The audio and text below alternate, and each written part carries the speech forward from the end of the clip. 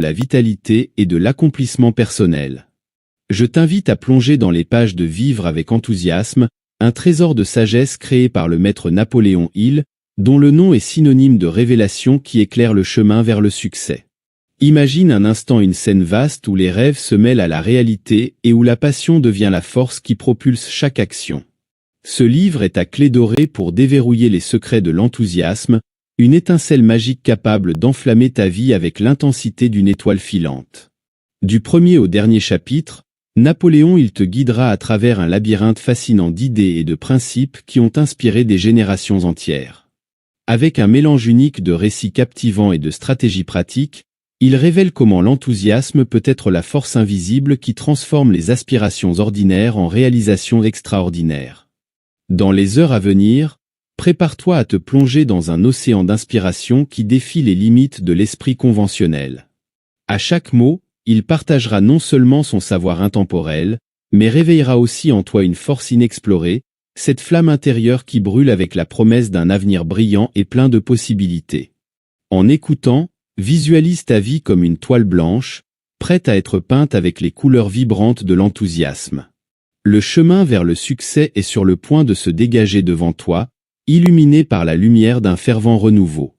Prépare-toi à embrasser chaque défi avec une énergie nouvelle, car vivre avec enthousiasme n'est pas seulement un livre, c'est une invitation à réécrire ton destin avec l'encre de la passion et de la détermination. Alors ajuste tes écouteurs, prends une profonde inspiration, et laisse le voyage vers une vie épanouissante et vibrante commencer. L'enthousiasme est sur le point de devenir ton compagnon de vie, te guidant vers des sommets que tu n'as jamais imaginés possibles. Bienvenue dans l'aventure de ta vie, où chaque page est une promesse et chaque mot, un phare qui illumine le chemin vers ton succès. En avant, le futur t'attend. Vivre avec enthousiasme. J'ai donné à un mendiant une pièce de 10 centimes avec la suggestion qu'il l'investisse dans une copie de Un message à Garcia de Delbert. Tu peux le faire si tu crois que tu peux le faire. L'enthousiasme est un état d'esprit qui inspire et réveille la personne pour qu'elle se mette en action dans la tâche qu'elle a entre les mains. Il fait plus que cela. Il est contagieux et affecte vitalement non seulement l'enthousiaste mais aussi tous ceux avec qui il est en contact. L'enthousiasme a la même relation avec l'être humain que la vapeur avec la locomotive. Les meilleurs leaders sont ceux qui savent inspirer l'enthousiasme chez leurs suiveurs. L'enthousiasme est le facteur le plus important qui entre en jeu dans la vente, c'est de loin le facteur le plus vital dans l'art oratoire. Si vous voulez comprendre la différence entre un homme enthousiaste et un homme qui ne l'est pas, comparez Billy Sunday avec l'homme moyen de sa profession. Le meilleur sermon jamais prononcé tomberait dans des oreilles sourdes s'il n'était pas soutenu par l'enthousiasme de l'orateur. Comment l'enthousiasme vous affectera-t-il ? Mélangez l'enthousiasme avec votre travail, et il ne vous paraîtra ni dur ni monotone. L'enthousiasme donnera tellement d'énergie à tout votre corps que vous pourrez continuer avec moins de la moitié de la quantité habituelle de sommeil, et en même temps, il vous permettra d'accomplir 2 à 3 fois plus de travail que d'habitude dans une période donnée, sans fatigue. Pendant de nombreuses années, j'ai écrit la plupart du temps la nuit. Une nuit, alors que je travaillais avec enthousiasme sur ma machine à écrire, j'ai regardé par la fenêtre de mon bureau juste en face de la plaza de la tour métropolitaine à New York, et j'ai vu ce qui semblait être le reflet le plus étrange de la lune sur la tour. C'était d'un ton gris argenté comme je n'en avais jamais vu auparavant. Après une inspection plus détaillée, j'ai découvert que le reflet était celui du soleil du matin et non de la lune. J'avais travaillé toute la nuit, mais j'étais tellement absorbé par mon travail que la nuit était passée comme si elle n'avait duré qu'1 heure. J'ai travaillé sur ma tâche toute la journée et toute la nuit suivante sans m'arrêter, sauf pour manger légèrement. 2 nuits et un jour sans dormir et avec peu de nourriture, sans la moindre trace de fatigue, n'aurait pas été possible si je n'avais pas maintenu mon corps plein d'énergie avec l'enthousiasme pour le travail que j'avais à faire. L'enthousiasme n'est pas une simple façon de parler, c'est une force vitale que vous pouvez exploiter et utiliser à bon escient. Sans lui, vous ressembleriez à une batterie électrique sans électricité. L'enthousiasme est la force vitale avec laquelle vous rechargez votre corps et développez une personnalité dynamique. Certaines personnes sont naturellement dotées d'enthousiasme, tandis que d'autres doivent l'acquérir. La procédure pour le développer est simple. Commencez par réaliser le travail ou offrir le service que vous aimez le plus. Si vous vous trouvez dans une situation où vous ne pouvez pas vous consacrer convenablement au travail que vous aimez le plus pour le moment, vous pouvez procéder d'une autre manière très efficace en adoptant un objectif principal défini qui prévoit votre dévouement à ce travail particulier à un moment futur. Le manque de capital et bien d'autres circonstances sur lesquelles vous n'avez pas de contrôle immédiat peuvent vous obliger à vous consacrer à un travail que vous n'aimez pas, mais personne ne peut vous empêcher de déterminer dans votre propre esprit quel sera votre objectif principal défini dans la vie, ni personne ne peut vous empêcher de planifier les moyens pour traduire cet objectif en réalité, ni personne ne peut vous empêcher de mêler l'enthousiasme à vos plans. Le bonheur, objectif final de tout effort humain, est un état d'esprit qui ne peut être maintenu que par l'espoir d'un accomplissement futur. La bonheur est toujours dans le futur et jamais dans le passé. La personne heureuse est celle qui rêve de niveaux de réussite qu'elle n'a pas encore atteints.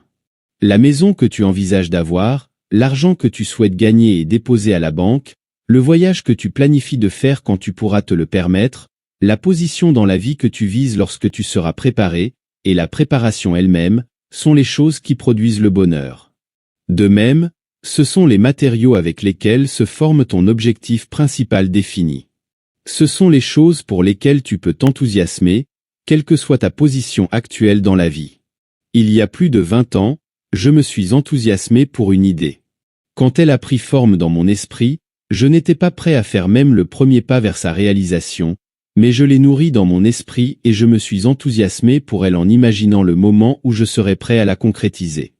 L'idée était la suivante. Je voulais être l'éditeur d'un magazine basé sur la règle d'or à travers lequel je pourrais inspirer les gens à garder le courage et à traiter les autres avec franchise. Enfin, mon opportunité est arrivée, et le jour de l'armistice de 1918, j'ai écrit le premier éditorial de ce qui allait être la réalisation matérielle d'un espoir qui était resté latent dans mon esprit pendant près de 20 ans. Avec enthousiasme, j'ai versé dans cet éditorial les émotions que j'avais développées dans mon cœur au cours de plus de 20 ans. Mon rêve s'était réalisé. Ma direction d'un magazine national était devenue réalité. Comme je l'ai dit, cet éditorial a été écrit avec enthousiasme. Je l'ai apporté à une connaissance et je le lui ai lu, également avec enthousiasme. L'éditorial se terminait par ces mots. Enfin, mon rêve de 20 ans est sur le point de se réaliser. Il faut de l'argent, et beaucoup, pour publier un magazine national, et je n'ai pas la moindre idée d'où je vais trouver cet élément essentiel. Mais cela ne me préoccupe pas du tout, car je sais que je vais le trouver quelque part. En écrivant ces lignes, je mélangeais enthousiasme et foi. À peine avais-je terminé de lire cet éditorial que l'homme à qui je l'ai lu, la première et unique personne à qui je l'ai montré, m'a dit « Je peux te dire d'où tu vas tirer l'argent, car c'est moi qui vais te le fournir. » Et il l'a fait. Oui, l'enthousiasme est une force vitale, tellement en fait qu'aucun homme qui en est fortement doté ne peut même commencer à approcher son pouvoir de réalisation. Avant de passer à l'étape suivante de cette leçon, je tiens à répéter et à souligner le fait que vous pouvez développer l'enthousiasme pour votre objectif principal défini dans la vie, que vous soyez en mesure de réaliser cet objectif pour le moment ou non. Vous pouvez être très loin de la réalisation de votre objectif principal défini, mais si vous allumez le feu de l'enthousiasme dans votre cœur et le maintenez allumé, il ne faudra pas longtemps avant que les obstacles qui se dressent actuellement sur le chemin de votre réussite fondent comme par magie, et vous vous retrouverez en possession d'un pouvoir dont vous ignoriez l'existence. Comment votre enthousiasme affectera-t-il les autres? Nous arrivons maintenant à la discussion de l'un des sujets les plus importants de ce cours de lecture, la suggestion. Dans les leçons précédentes, nous avons abordé le sujet de l'autosuggestion. Dans la troisième leçon, on a vu l'important rôle que joue l'autosuggestion. L'autosuggestion est le principe par lequel vos paroles, vos actes et même votre état d'esprit influencent les autres afin que vous puissiez comprendre ce grand pouvoir de la suggestion. Permets-moi de me référer à la leçon introductive où est décrit le principe de la télépathie.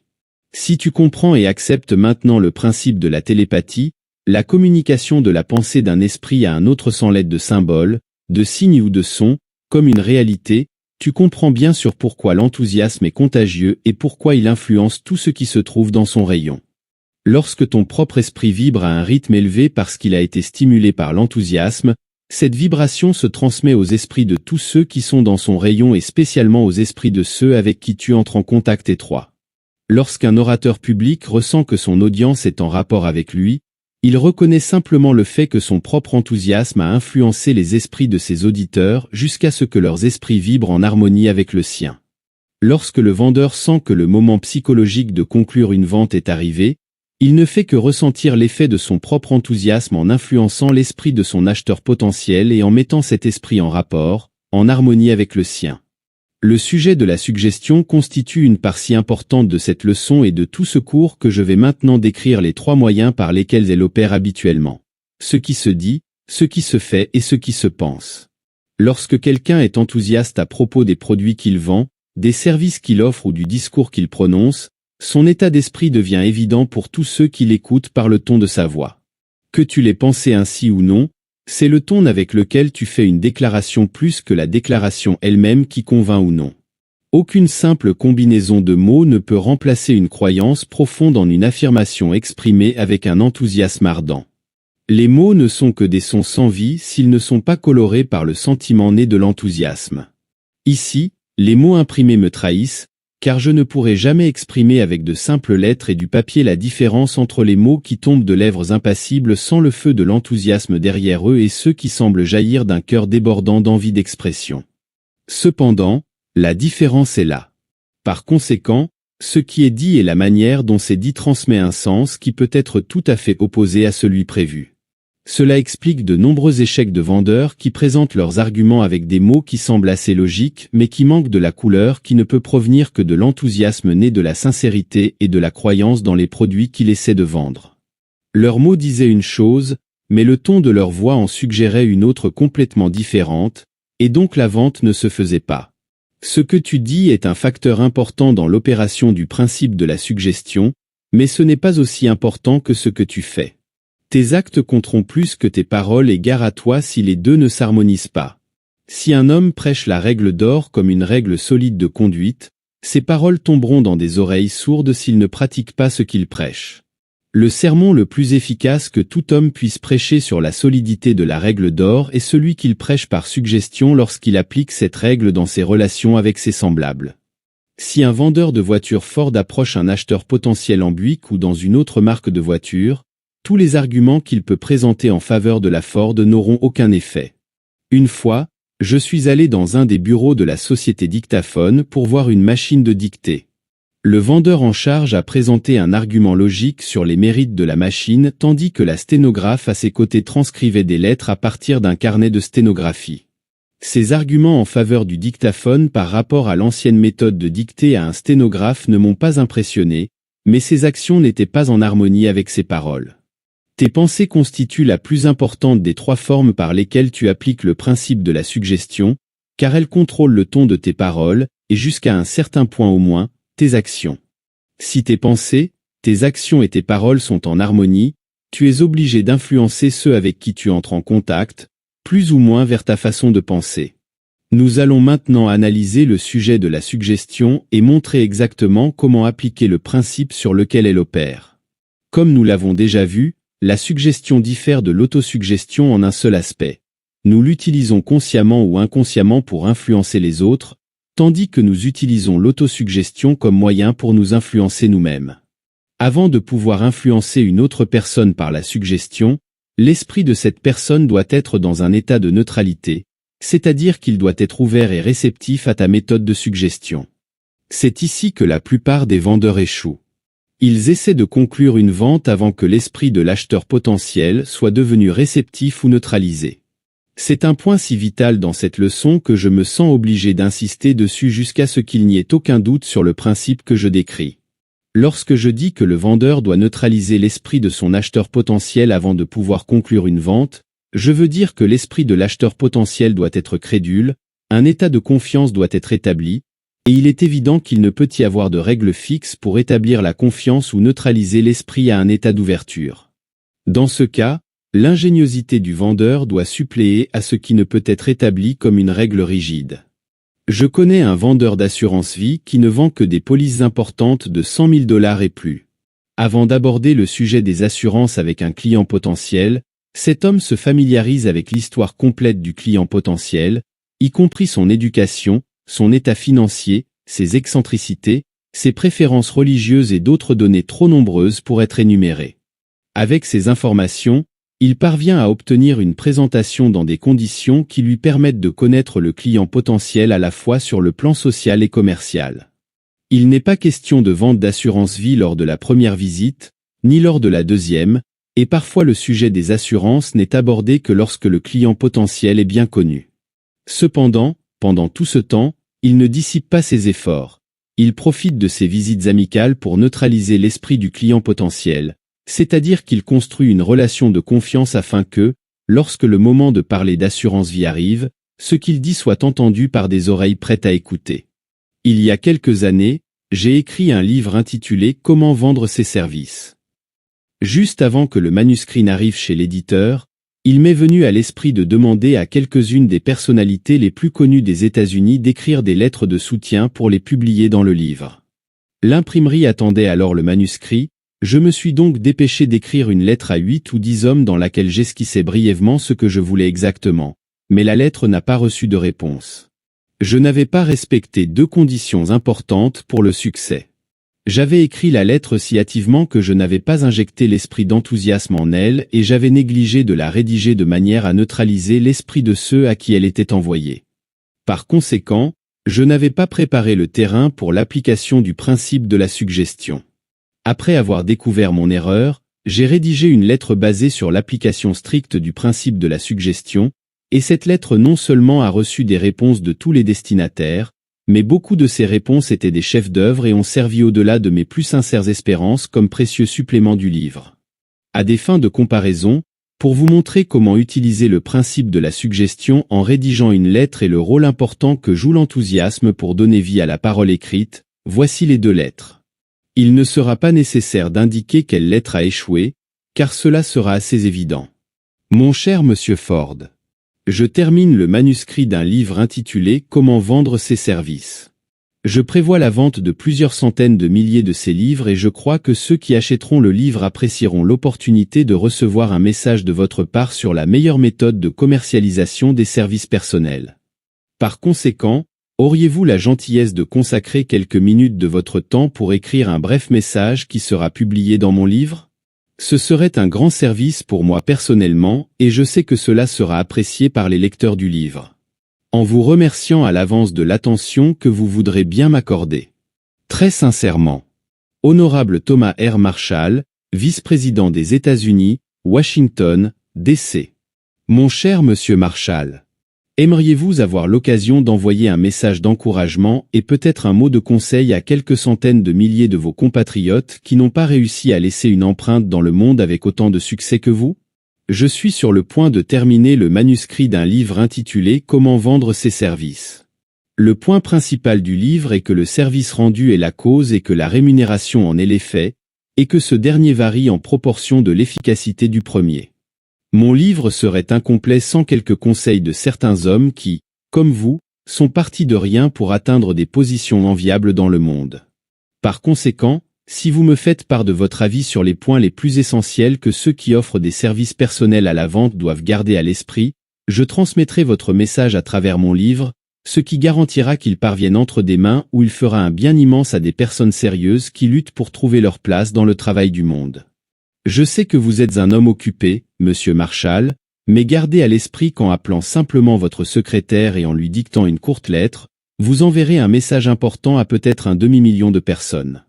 En termes d'argent, cela ne vaudra peut-être pas pour vous les 200 du timbre que vous apposerez sur la lettre, mais si on l'estime du point de vue du bien qu'elle peut faire à d'autres moins fortunés que vous, cela peut valoir la différence entre le succès et l'échec pour de nombreuses personnes méritantes qui liront votre message, y croiront et s'en inspireront. Très cordialement. Analysons maintenant les 2 lettres et découvrons pourquoi l'une a échoué dans sa mission tandis que l'autre a réussi. Cette analyse doit commencer par l'un des principes les plus importants de la vente, le motif. Dans la première lettre, il est évident que le motif est entièrement l'intérêt personnel. La lettre dit exactement ce que l'on veut, mais sa rédaction laisse planer des doutes sur les raisons de la demande ou sur qui elle est censée bénéficier. Étudions la phrase du 2e paragraphe, « Ce serait un grand service pour moi personnellement ». Cela peut sembler un trait particulier, Mais la vérité est que la plupart des gens ne rendent pas de service uniquement pour faire plaisir aux autres. Si je te demande de rendre un service qui me profite sans que tu en tires un avantage correspondant, tu ne montreras pas beaucoup d'enthousiasme à accorder ce service. Tu pourrais même refuser complètement si tu as une excuse plausible pour le faire. Mais si je te demande de rendre un service qui profite à une tierce personne, même si ce service doit être rendu à travers moi, et si ce service est de nature à probablement te créditer, il est fort probable que tu le rendras volontiers.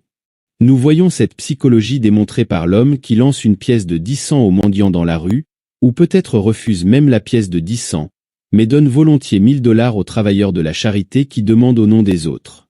Mais la suggestion la plus préjudiciable de toutes est contenue dans le dernier et le plus important paragraphe de la lettre, en vous remerciant à l'avance de l'attention que vous voudrez bien m'accorder. Cette phrase suggère fortement que l'auteur de la lettre anticipe un refus de sa demande. Elle indique clairement un manque d'enthousiasme et prépare le terrain pour un refus de la demande. Il n'y a pas un seul mot dans toute la lettre qui mette dans l'esprit de l'homme à qui elle est envoyée une raison satisfaisante pour laquelle il devrait accéder à la demande.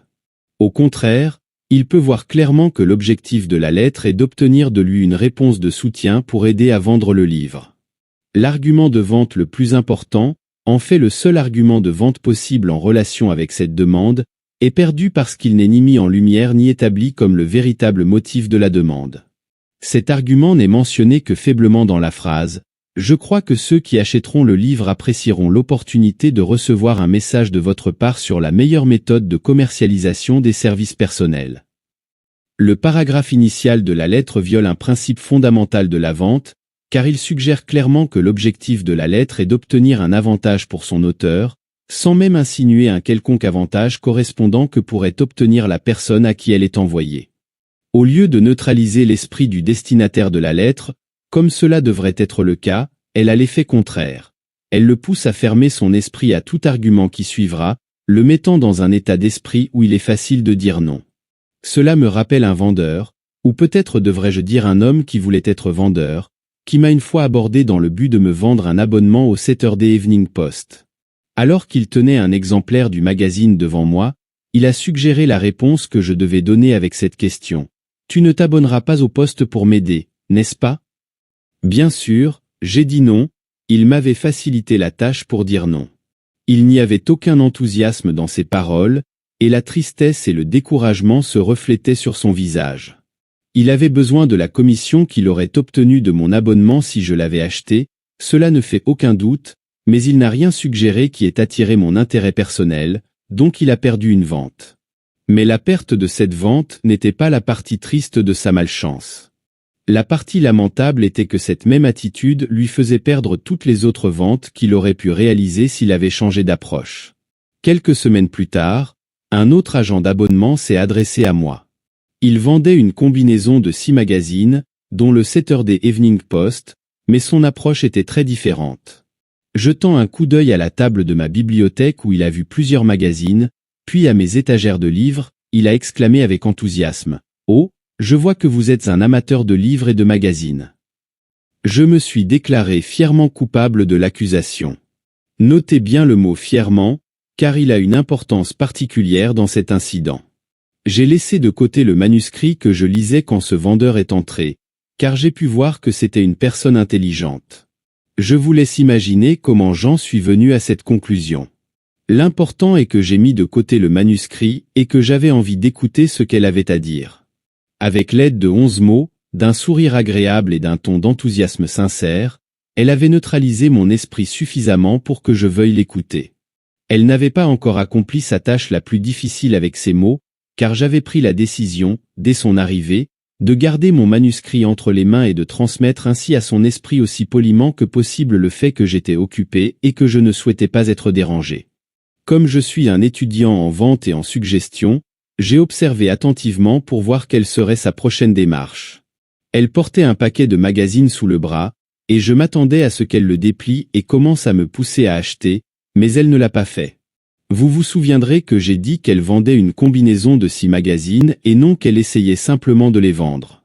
Elle s'est approchée de mes étagères de livres, a sorti un exemplaire des essais d'Emerson, et pendant les 10 minutes suivantes, Elle a parlé de l'essai d'Emerson sur la compensation de manière si intéressante que j'ai oublié le paquet de magazines qu'elle portait. Elle neutralisait un peu plus mon esprit. En passant, elle m'a donné un nombre suffisant de nouvelles idées sur les œuvres d'Emerson pour fournir du matériel à un excellent éditorial. Puis elle m'a demandé quel magazine je recevais régulièrement, et après lui avoir répondu, elle a souri tout en commençant à déplier son paquet de magazines et à les poser sur la table devant moi. Elle a analysé ces magazines un par un et m'a expliqué pourquoi je devais avoir chacun d'eux. Le Saturday Evening Post m'apporterait la fiction la plus propre, le Literary Digest me fournirait les nouvelles du monde sous forme condensée, comme le demanderait un homme occupé comme moi. L'American Magazine me fournirait les dernières biographies des hommes qui dirigent les affaires et l'industrie, et ainsi de suite jusqu'à ce qu'elle ait couvert toute la liste. Mais je ne répondais pas à son argumentation avec la liberté qu'elle croyait que je devrais avoir. Alors, elle m'a glissé cette suggestion aimable, « Un homme de votre disposition est obligé d'être bien informé, et s'il ne l'est pas, cela se remarquera dans son propre travail. » Elle disait la vérité. Son commentaire était à la fois un compliment et un léger reproche. Elle m'a fait me sentir un peu honteux parce que j'avais fait un inventaire de mes lectures et que 6 des principales revues n'étaient pas sur ma liste, les 6 qu'elle vendait. J'ai alors commencé à céder et je lui ai demandé combien coûterait l'abonnement aux 6 magazines. Elle a couronné une présentation de vente bien faite avec cette réponse pleine de tact. Le coût ? Eh bien, le coût total est inférieur à ce que vous recevez pour une seule page du manuscrit tapé que vous aviez en main lorsque je suis entré. Encore une fois, elle disait la vérité. Et comment a-t-elle deviné ce que j'allais recevoir pour mon manuscrit ? La réponse est qu'elle ne l'a pas deviné, elle le savait. Elle a pris le temps de m'interroger sur la nature de mon travail, ce qui ne m'a pas du tout agacé. Elle s'est tellement intéressée au manuscrit que j'avais posé à son arrivée qu'elle m'a incité à en parler. Je ne dis pas, bien sûr, que cela demande beaucoup de compétences ou de persuasion, car je n'avais pas mentionné que c'était mon manuscrit. Dans mes commentaires sur ce manuscrit, je soupçonne que j'ai admis que je recevais $250 pour les 15 pages. Oui, je suis sûr que j'étais assez négligent pour admettre que je gagnais bien ma vie. Peut-être m'a-t-elle incité à faire cette admission. Quoi qu'il en soit, l'information lui était précieuse et elle l'a utilisée efficacement au moment psychologique opportun. Pour autant que je sache, cela faisait partie de son plan d'observer attentivement tout ce qu'elle voyait et entendait afin de découvrir quels étaient mes points faibles et ce qui m'intéressait le plus. Certains vendeurs prennent le temps de faire cela, d'autres non. Elle faisait partie de ceux qui le font. Oui, elle est partie avec ma commande des 6 magazines, ainsi que mes $12. Mais ce n'était pas tout le bénéfice qu'elle a tiré de la suggestion. En contactant mes collègues avec le même enthousiasme, elle a obtenu 5 autres commandes de la part de mes employés. À aucun moment de son séjour ne m'a-t-elle donné l'impression que je la favorisais en achetant ces magazines. Au contraire, elle m'a donné l'impression qu'elle me faisait une faveur. C'était une suggestion pleine de tact. Avant de nous éloigner de cet incident, je veux faire une confession. Lorsque la conversation m'a captivé, je parlais avec enthousiasme. Il y avait 2 raisons à cela, elle, et le fait qu'elle me faisait parler de mon propre travail. Bien sûr, je ne suis pas en train de suggérer que vous soyez assez indiscret pour sourire de ma négligence en écoutant cela, ou pour déduire de cet incident l'impression que cette vendeuse m'a conduit à parler de mon propre travail dans le but de neutraliser mon esprit afin que je l'écoute patiemment lorsqu'elle serait prête à parler de ses magazines, tout comme elle m'avait écouté. Cependant, si vous êtes suffisamment intelligent pour tirer une leçon de sa méthode, il n'y a rien que je puisse faire pour vous en empêcher. Comme je l'ai dit, lorsque je parlais, je mélangeais l'enthousiasme à ma conversation. Peut-être que j'ai été infecté par l'esprit dynamique de cette vendeuse intelligente lorsqu'elle a fait ce commentaire initial en entrant dans mon bureau. Oui, je suis sûr que c'est là que je l'ai capté. Et je suis également sûr que son enthousiasme n'était pas un accident. Elle s'était formée à rechercher quelque chose dans le bureau de son client potentiel, ou dans son travail, ou dans sa conversation, pour exprimer son enthousiasme. Souviens-toi que la suggestion et l'enthousiasme vont de pair. Je me rappelle comme si c'était hier la sensation qui m'a envahi lorsque cet aspirant vendeur a poussé ce Saturday Evening Post devant moi en disant « Vous ne vous abonnerez pas au journal pour m'aider, n'est-ce pas ?» Ces mots étaient froids, sans vie, dépourvus d'enthousiasme. Ils ont laissé une impression dans mon esprit, mais cette impression était de froideur. Je voulais voir cet homme sortir par la porte par laquelle il était entré. Ce n'est pas que je sois naturellement antipathique, mais le ton de sa voix, l'expression de son visage et son comportement général suggéraient qu'il était là pour demander une faveur, et non pour en offrir une. La suggestion est l'un des principes les plus utiles et puissants de la psychologie. Vous l'utilisez dans tout ce que vous faites, dites et pensez, mais à moins que vous ne compreniez la différence entre la gestion négative et la suggestion positive, vous pouvez l'utiliser de manière à vous apporter la défaite plutôt que le succès. La science a établi que, par le biais de l'utilisation négative de la suggestion, il est possible d'éteindre la vie. Il y a quelques années, en France, un criminel a été condamné à mort. Avant l'heure de son exécution, une expérience a été réalisée sur lui, démontrant de manière concluante que le principe de la suggestion pouvait entraîner la mort. Le criminel a été conduit à la guillotine, et sa tête a été placée sous la lame après avoir été bandée.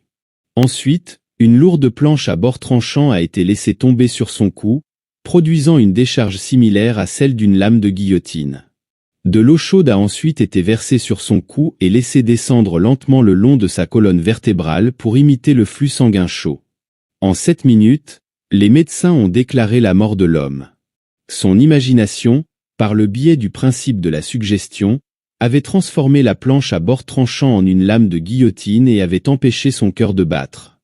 Dans le petit village où j'ai grandi, vivait une vieille dame qui se plaignait constamment de sa peur de mourir d'un cancer. Pendant son enfance, elle avait vu une femme atteinte de cancer, et cette vision s'était tellement gravée dans son esprit qu'elle avait commencé à chercher les symptômes du cancer dans son propre corps. Elle était convaincue que chaque petite douleur était le début de son tant redouté cancer. Je l'ai vue se mettre la main sur la poitrine et l'entendre s'exclamer « Oh, je suis sûr que j'ai un cancer qui se développe ici, je peux le sentir. » Quand elle se plaignait de cette maladie imaginaire, elle mettait toujours sa main sur la poitrine gauche, où elle croyait que le cancer l'attaquait. Pendant plus de 20 ans, cela a continué ainsi. Il y a quelques semaines, elle est morte d'un cancer à la poitrine gauche. Si la suggestion est capable de transformer le bord d'une planche en une lame de guillotine et de transformer des cellules saines du corps en parasites à partir desquels un cancer peut se développer, vous pouvez imaginer ce qu'elle fera pour détruire les germes de la maladie si elle est dirigée correctement. La suggestion est la loi par laquelle les guérisseurs mentaux réalisent ce qui semble être des miracles. J'ai été témoin de l'élimination de croissances parasitaires connues, comme les verrues, grâce à la suggestion.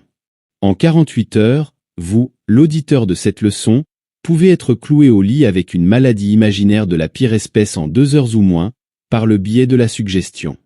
Si vous marchez dans la rue et que 3 ou 4 personnes en qui vous avez confiance vous rencontrent, et que chacune d'elles s'exclame que vous avez l'air malade, vous serez prêt à consulter un médecin.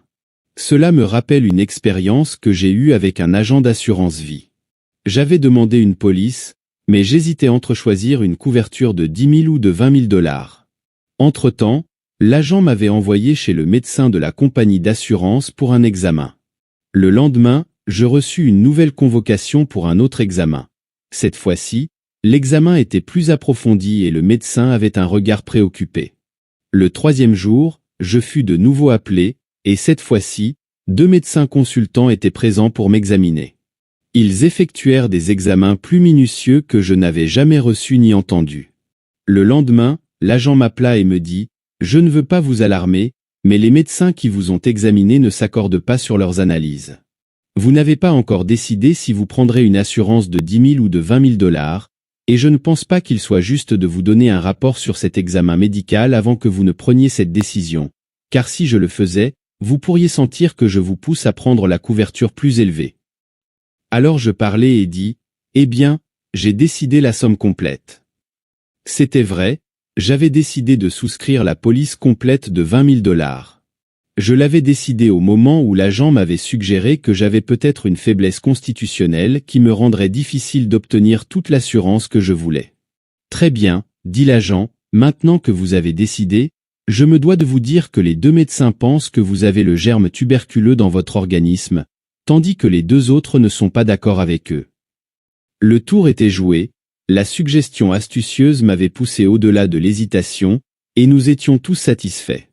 Où entre l'enthousiasme, vous vous demanderez. Peu importe s'il est entré, mais si vous voulez savoir qui l'a amené, vous devrez demander aux gens des assurances vie et à ses 4 complices médicaux, car je suis sûr qu'ils se sont bien moqués de moi. Mais le tour était réussi de toute façon, j'avais besoin de l'assurance. Bien sûr, si vous êtes un agent d'assurance vie, vous ne prendrez pas cette idée et ne l'appliquerez pas au prochain client potentiel qui tarde à se décider pour une police. Évidemment, vous ne le ferez pas. Il y a quelques mois, j'ai reçu l'une des pièces publicitaires les plus efficaces que j'ai jamais vues. Il s'agissait d'un petit livre dans lequel un intelligent vendeur d'assurance automobile avait reproduit des dépêches de presse recueillies à travers le pays, montrant que 65 voitures avaient été volées en une seule journée. À la dernière page du livre, il y avait cette affirmation suggestive : « Votre voiture pourrait être la suivante à disparaître. » Est-elle assurée ?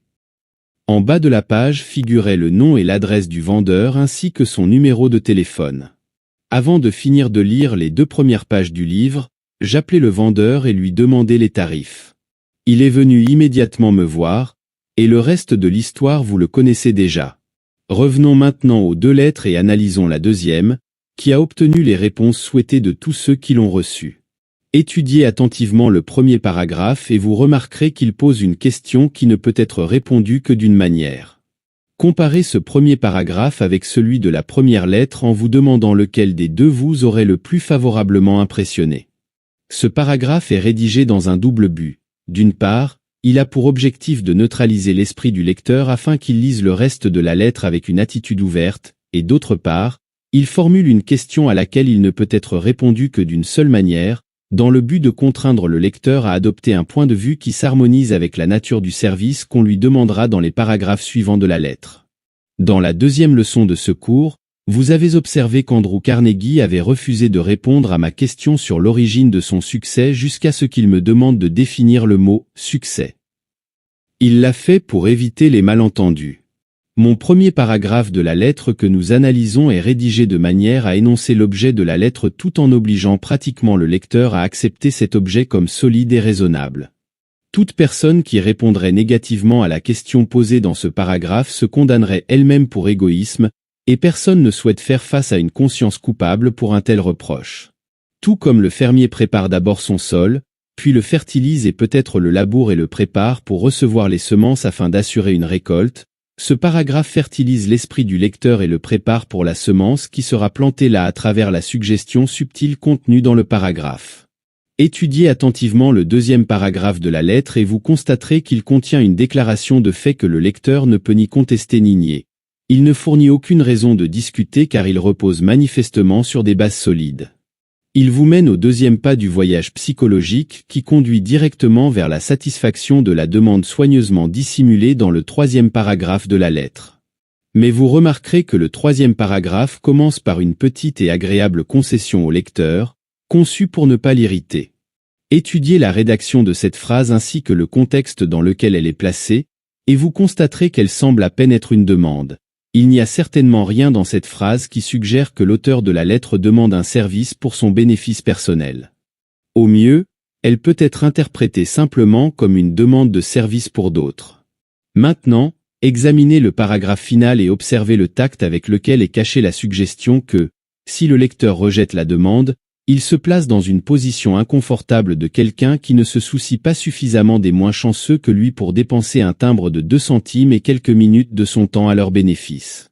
De bout en bout, la lettre transmet ses impressions les plus fortes par simple suggestion, bien que cette suggestion soit si soigneusement dissimulée qu'elle n'est évidente qu'en analysant attentivement toute la lettre. Toute la construction est telle que, si le lecteur laisse la lettre de côté sans répondre à la demande, il devra faire face à sa propre conscience. Cet effet est renforcé par la dernière phrase du dernier paragraphe et surtout par les 13 derniers mots de cette phrase. Vous lirez son message, croirez en lui et vous y guiderez. Cette lettre pousse le lecteur à se lever brusquement et à faire de sa propre conscience un allié de l'auteur, le coinçant comme un chasseur pourrait coincer un lapin en le faisant tomber dans un piège soigneusement préparé. La meilleure preuve que cela est correct est le fait que la lettre a obtenu des réponses de toutes les personnes à qui elle a été envoyée, bien que chacun de ces hommes soit du type dont nous parlons, c'est-à-dire des hommes d'affaires, supposés généralement trop occupés pour répondre à une lettre de cette nature. La lettre non seulement a obtenu les réponses souhaitées, mais les hommes à qui elle a été envoyée ont répondu en personne, à l'exception du défunt Theodore Roosevelt, qui a répondu sous la signature d'un secrétaire. John Wanamaker et Frank Advenderly ont écrit 2 des meilleures lettres que j'ai jamais lues, chacune d'elles étant une œuvre maîtresse qui aurait bien pu orner les pages d'un volume plus prestigieux que celui pour lequel les lettres avaient été sollicitées. Andrew Carnegie a également écrit une lettre qui mérite d'être prise en considération par tous ceux qui ont des services personnels à vendre. William James Bryan a écrit une bonne lettre, tout comme le défunt Lord. Aucun de ces hommes n'a écrit simplement pour me faire plaisir, car je leur étais inconnu, sauf à 4 d'entre eux. Ils n'ont pas écrit pour me faire plaisir, mais pour se faire plaisir à eux-mêmes et pour rendre un service digne. Peut-être que la rédaction de la lettre y a contribué, mais en ce qui concerne cela, je n'affirme qu'une chose. Tous les hommes que j'ai mentionnés et la plupart des autres de leur genre sont généralement les plus disposés à rendre service aux autres lorsqu'on les approche de manière appropriée. Je souhaite profiter de cette occasion pour affirmer que tous les hommes vraiment grands que j'ai eu le plaisir de connaître ont été les plus disposés et les plus courtois lorsqu'il s'agissait de rendre un service qui bénéficierait aux autres. Peut-être que c'était l'une des raisons pour lesquelles ils étaient vraiment grands. L'esprit humain est une machinerie merveilleuse. L'une de ses caractéristiques remarquables se manifeste dans le fait que toutes les impressions qu'il reçoit, qu'elles proviennent de la suggestion externe ou de l'autosuggestion, sont enregistrées ensemble en groupes qui harmonisent dans leur nature. Les impressions négatives sont stockées en un endroit du cerveau, tandis que les impressions positives sont stockées en un autre. Lorsque l'une de ces impressions ou expériences passées est rappelée à l'esprit conscient par le principe de la mémoire, il y a tendance à se souvenir également de toutes les autres impressions de nature similaire, tout comme le soulèvement d'un maillon d'une chaîne entraîne les autres maillons. Par exemple, toute chose qui suscite un sentiment de doute dans l'esprit d'une personne suffit à faire remonter toutes ces expériences qui l'ont fait douter. Si un étranger demande à un homme de encaisser un chèque, il se souvient immédiatement d'avoir encaissé des chèques qui n'étaient pas bons ou d'avoir entendu parler d'autres personnes ayant eu la même expérience. Selon la loi de l'association, toutes les émotions, expériences et impressions sensorielles similaires qui arrivent à l'esprit sont archivées ensemble, de sorte que le souvenir de l'une d'elles tend à ramener en mémoire toutes les autres. Éveiller un sentiment de méfiance dans l'esprit d'une personne a tendance à faire remonter toutes les expériences ayant suscité des doutes que cette personne a pu avoir. Pour cette raison, les vendeurs à succès s'efforcent d'éviter de discuter de sujets qui pourraient réveiller la chaîne d'impression de doute du client, accumulée à cause de ses expériences antérieures. Le vendeur à succès apprend rapidement que critiquer un concurrent ou un produit concurrent peut ramener à l'esprit du client certaines émotions négatives issues d'expériences passées, rendant ainsi impossible pour le vendeur de neutraliser l'esprit du client. Ce principe s'applique et régule chaque impression sensorielle qui se loge dans l'esprit humain. Prenons le sentiment de peur comme exemple. De la manière dont nous permettons à une seule émotion liée à la peur d'atteindre l'esprit conscient, elle entraîne avec elle toutes ces associations désagréables. Un sentiment de courage ne peut pas capter l'attention de l'esprit conscient tant qu'un sentiment de peur est présent. L'un ou l'autre doit dominer, car ils ne sont pas de bons colocataires puisqu'ils ne s'harmonisent pas dans leur nature. Les semblables attirent les semblables, chaque pensée maintenue dans l'esprit conscient tend à attirer d'autres pensées de nature similaire. Ainsi, tu vois que ces sentiments, pensées et émotions, qui proviennent d'expériences passées et qui réclament l'attention de l'esprit conscient, sont soutenus par une armée régulière de soldats de soutien de nature similaire, prêts à les aider dans leur travail. Plante délibérément dans ton propre esprit, à travers le principe de l'autosuggestion, l'ambition de réussir grâce à un objectif principal défini, et tu observeras avec quelle rapidité toute ta capacité latente ou non développée, basée sur les expériences passées, se rassemblera et s'éveillera à l'action en ton nom. Plante dans l'esprit d'un enfant, à travers le principe de la suggestion, l'ambition de devenir un avocat, médecin, ingénieur, homme d'affaires ou financier accompli, et si tu plantes la suggestion suffisamment profondément et la maintiens là par la répétition, tu commenceras à diriger cet enfant vers la réalisation de l'objet de cette ambition. Si tu veux planter une suggestion en profondeur, mélange-la généreusement avec enthousiasme, car l'enthousiasme est le fertilisant qui assurera ta croissance rapide ainsi que ta pérennité. Lorsque ce vieux gentleman au grand cœur m'a suggéré que j'étais un jeune homme brillant et que je pourrais laisser une empreinte dans le monde si je m'éduquais, Ce n'était pas tant ce qu'il a dit que la manière dont il l'a dit qui a laissé une impression aussi profonde et durable dans mon esprit. C'était la façon dont il m'a pris par les épaules et la confiance dans ses yeux qui a fait que sa suggestion a pénétré si profondément dans mon subconscient que cela ne m'a jamais donné de paix jusqu'à ce que je commence à prendre les mesures nécessaires pour réaliser cette suggestion.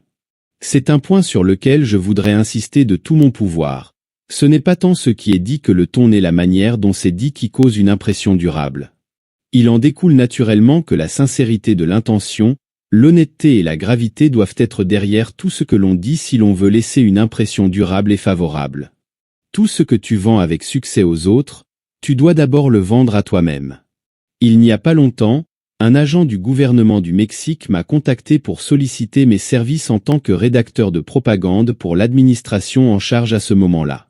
Son argumentation était plus ou moins la suivante. Étant donné que vous avez une réputation en tant que défenseur de la philosophie de la règle d'or et que vous êtes connu dans tous les États-Unis comme un indépendant n'étant allié à aucune faction politique, auriez-vous l'amabilité de venir au Mexique pour étudier les affaires économiques et politiques de ce pays, puis de revenir aux États-Unis et d'écrire une série d'articles recommandant au peuple américain de reconnaître immédiatement le Mexique par le gouvernement des États-Unis, etc. Pour ce service, on m'a offert plus d'argent que je n'en aurais peut-être jamais possédé de toute ma vie, mais j'ai refusé la mission pour une raison qui n'impressionnera personne sauf ceux qui comprennent le principe selon lequel ceux qui veulent influencer les autres doivent rester en bons termes avec leur propre conscience. Je ne pouvais pas écrire de manière convaincante en faveur de la cause du Mexique parce que je ne croyais pas en cette cause. Par conséquent, je n'aurais pas pu mélanger suffisamment d'enthousiasme avec mon écriture pour la rendre efficace. Même si j'avais été prêt à prostituer mon talent et à tremper ma plume dans une encre que je savais trouble, je ne m'efforcerai pas de plus expliquer ma philosophie sur cet incident, car ceux qui sont suffisamment avancés dans l'étude de l'autosuggestion n'auront pas besoin de plus d'explications, tandis que ceux qui ne sont pas suffisamment avancés ne le comprendraient ni ne pourraient le faire. Aucun homme ne peut se permettre d'exprimer par des mots ou des actes ce qui n'est pas en harmonie avec sa propre croyance, et s'il le fait, il doit payer le prix de la perte de sa capacité à influencer les autres. Veuillez lire à haute voix le paragraphe précédent, il vaut la peine d'être souligné par répétition, car le manque d'observation du principe sur lequel il est basé constitue les rochers et les récifs sur lesquels l'objectif principal défini de nombreux hommes se brise. Je ne pense pas que je puisse me permettre le luxe d'essayer de tromper qui que ce soit sur quoi que ce soit, mais je sais que je ne peux pas me permettre le luxe d'essayer de me tromper moi-même. Le faire détruirait le pouvoir de ma plume et rendrait mes paroles inefficaces. Ce n'est que lorsque j'écris avec le feu de l'enthousiasme brûlant dans mon cœur que mes écrits impressionnent favorablement les autres, et ce n'est que lorsque je parle d'un cœur débordant de croyance dans mon message que je peux amener mon auditoire à accepter ce message. J'aimerais aussi que vous lisiez à haute voix le paragraphe précédent. Oui, j'aimerais que vous le mémorisiez. En fait, j'aimerais que vous le copiiez et le placiez à un endroit où il vous rappellera quotidiennement un principe, en fait une loi aussi immuable que la loi de la gravitation, sans laquelle vous ne pourrez jamais devenir une puissance dans le travail de votre vie. Il y a eu des moments, et nombreux ont été ceux-ci, où il semblait que rester fidèle à ce principe signifierait mourir de faim. Il y a eu des occasions où mes amis les plus proches et mes conseillers en affaires m'ont vivement encouragé à dévier de ma philosophie afin d'obtenir un avantage nécessaire ici et là.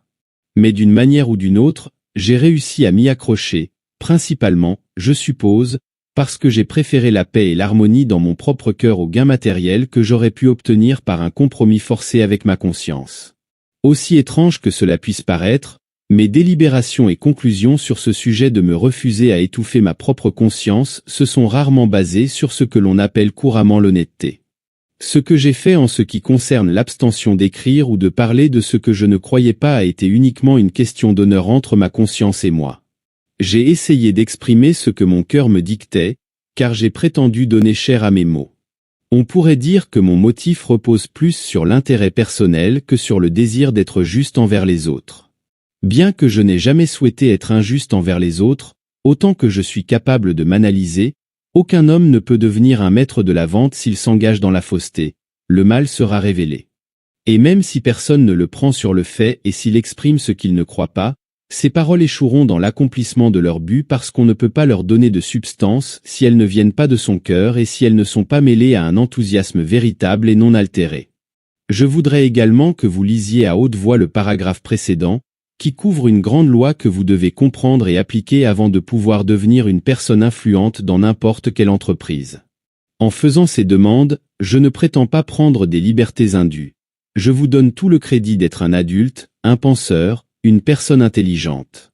Mais je sais qu'il est probable que vous ignoriez ces lois vitales sans qu'elles vous impressionnent suffisamment pour qu'elles fassent partie de votre propre philosophie de travail. Je connais votre faiblesse parce que je connais la mienne. Il m'a fallu presque 25 ans de haut et de bas pour ancrer ces vérités fondamentales dans mon propre esprit de manière à ce qu'elles m'influencent. Je les ai testées autant qu'elles que leurs opposés. Je peux donc parler non pas comme quelqu'un qui croit simplement en leur solidité, mais comme quelqu'un qui sait ce que ces vérités signifient pour que vous ne puissiez pas mal interpréter mon sens.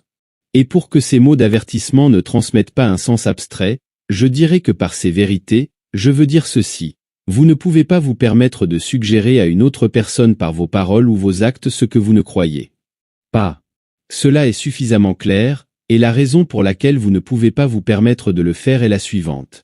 Si vous transigez avec votre propre conscience, vous finirez par vous en retrouver sans elle, car votre conscience ne vous guidera pas comme un réveil qui ne vous réveille pas et auquel vous ne prêtez pas attention. Cela est également assez clair. Et comment suis-je une autorité sur ce sujet vital ? Je suis une autorité parce que j'ai expérimenté le principe jusqu'à savoir comment il fonctionne. Mais vous vous demanderez comment je sais que vous dites la vérité. La réponse est que vous ne le saurez qu'en expérimentant par vous-même et en observant les autres qui appliquent fidèlement ce principe et ceux qui ne l'appliquent pas. Si mes preuves doivent être soutenues, consultez alors toute personne que vous savez être quelqu'un qui a essayé de s'en sortir sans observer ce principe. Et si elle ne veut pas ou ne peut pas vous donner la vérité, vous pouvez néanmoins l'obtenir en analysant la personne. Il n'y a qu'une chose dans le monde qui donne à un homme un pouvoir réel et durable, c'est le caractère. Sachez bien que ce n'est pas la réputation, mais le caractère, ce que les gens croient que vous êtes, le caractère est ce que vous êtes réellement. Si vous voulez être une personne de grande influence, alors soyez une personne de véritable caractère. Le caractère est la pierre philosophale à travers laquelle tous ceux qui en ont peuvent transformer les métaux de base de leur vie en or pur. Sans caractère, vous ne pouvez rien avoir, vous n'êtes rien, et vous ne pouvez être rien d'autre qu'un tas de chair, d'os et de cheveux qui pourraient valoir 25 $. Le caractère est quelque chose que l'on ne peut ni mendier, ni voler, ni acheter. On ne peut l'obtenir qu'en le construisant, et vous pouvez le construire avec vos propres pensées et actions, et de aucune autre manière. Avec l'aide de l'autosuggestion, toute personne peut construire un caractère solide, peu importe son passé. En guise de conclusion appropriée à cette leçon, je souhaite souligner le fait que ceux qui possèdent du caractère ont également l'enthousiasme et la personnalité nécessaires pour attirer d'autres personnes de caractère. Vous apprendrez maintenant comment développer l'enthousiasme si vous ne possédez pas encore cette qualité rare. Les instructions seront simples, mais il serait très regrettable que vous sous-estimiez leur valeur. Tout d'abord, terminez les leçons restantes de ce cours, car d'autres instructions importantes à coordonner avec celles-ci se trouveront dans les leçons suivantes.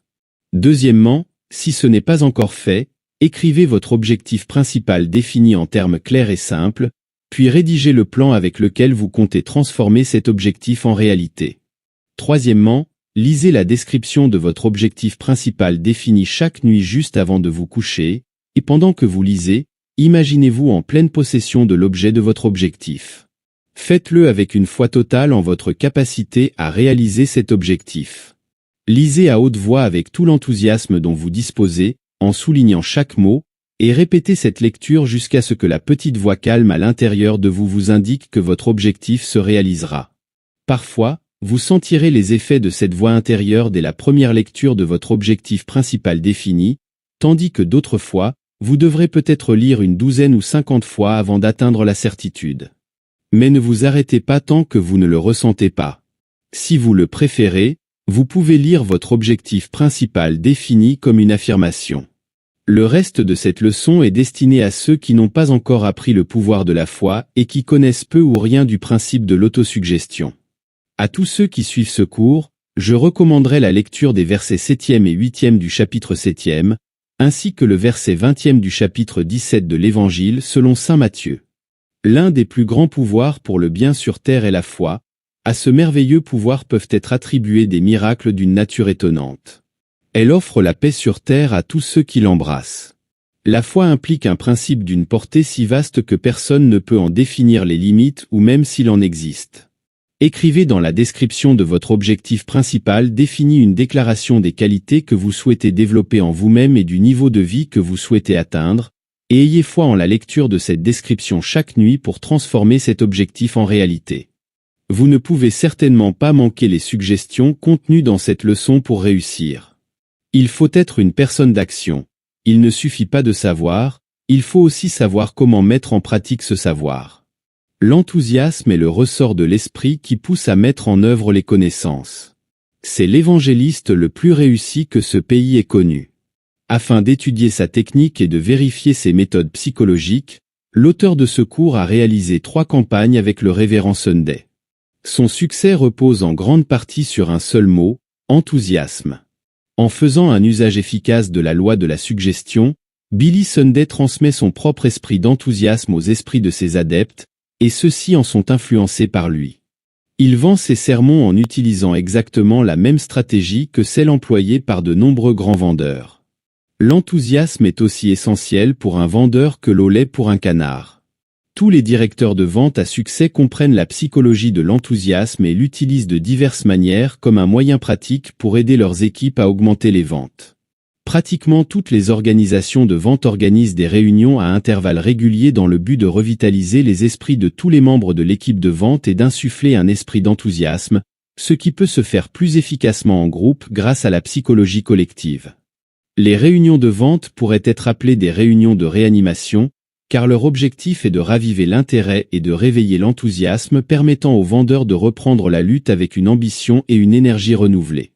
Pendant son mandat en tant que directeur des ventes de la National Cash Register Company, qui est devenue plus tard célèbre dans l'industrie automobile, M. Chalmers a été confronté à une situation des plus embarrassantes qui menaçait de lui coûter son poste ainsi que celui de milliers de vendeurs. Sous sa direction, l'entreprise connaissait des difficultés financières. Ce fait était parvenu à la connaissance des vendeurs sur le terrain, et cela avait pu affecter leur enthousiasme. Les ventes commencèrent à diminuer jusqu'à ce que la situation devienne tellement alarmante qu'une réunion générale de l'organisation des ventes fut convoquée dans l'usine de l'entreprise à Dayton, Ohio.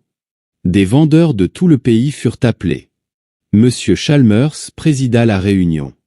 Il commença par demander à plusieurs de ses meilleurs vendeurs de se lever et de raconter ce qui se passait sur le terrain, que les commandes avaient diminué. Chacun se leva comme demandé et chacun d'eux eut une terrible histoire de difficulté à raconter. Les conditions du marché étaient mauvaises, l'argent était rare, les gens reportaient leurs achats jusqu'après les élections présidentielles, etc. Lorsque le 5e homme commença à énumérer les difficultés qui l'avaient empêché d'atteindre son quota habituel de vente, M. Chalmers monta sur une table, leva les mains pour demander le silence et dit « Arrêtez. Je demande que cette convention cesse pendant 10 minutes pendant que je fais cirer mes chaussures. » Ensuite, se tournant vers un petit garçon de couleur assis près de lui, il lui ordonna de lui apporter son nécessaire de cirage et de lui faire briller les chaussures juste là où il était, sur la table. Les vendeurs dans le public étaient stupéfaits. Certains d'entre eux pensèrent que M. Chalmers avait soudainement perdu la tête et commencèrent à murmurer entre eux. Pendant ce temps, le garçon de couleur cirait d'abord une chaussure, puis l'autre, prenant son temps et effectuant un travail de première qualité. Une fois le travail terminé, M. Chalmers donna au garçon une pièce de 10 cents, puis reprit son discours. « Je veux que chacun d'entre vous regarde ce petit garçon de couleur. Il a la compétence pour faire briller les chaussures dans toute notre usine et nos bureaux. Son prédécesseur était un garçon blanc considérablement plus âgé que lui, et malgré un salaire de 5 $ par semaine payé par l'entreprise, il ne pouvait pas gagner sa vie ici, où des milliers de personnes sont employées. Ce petit garçon de couleur non seulement gagne bien sa vie sans aucune aide de l'entreprise, mais il épargne réellement de l'argent chaque semaine grâce à ses gains, travaillant dans les mêmes conditions, dans la même usine, pour les mêmes personnes. Maintenant, je veux vous poser une question. À qui la faute si le garçon blanc n'a pas obtenu plus d'affaires? Est-ce de sa faute ou celle de ses clients? Un puissant rugissement de la foule répondit, « C'est de la faute du garçon, bien sûr. » « C'est exact, répondit Chalmers, et maintenant je veux dire ceci. Vous vendez des caisses enregistreuses dans le même territoire, à la même clientèle, avec exactement les mêmes conditions commerciales qu'il y a un an, et pourtant vous ne réalisez pas le chiffre d'affaires que vous aviez alors. Alors, à qui la faute? Est-ce de votre faute ou celle du client? Et encore une fois, la réponse fut en un tonnerre. C'est notre faute, bien sûr. Je suis content que vous soyez sincère en reconnaissant vos défauts, continua Chalmers, et maintenant je veux dire quel est le problème. Vous avez entendu des rumeurs selon lesquelles cette entreprise a des problèmes financiers, et cela a affecté votre enthousiasme au point que vous ne faites plus les efforts que vous faisiez auparavant.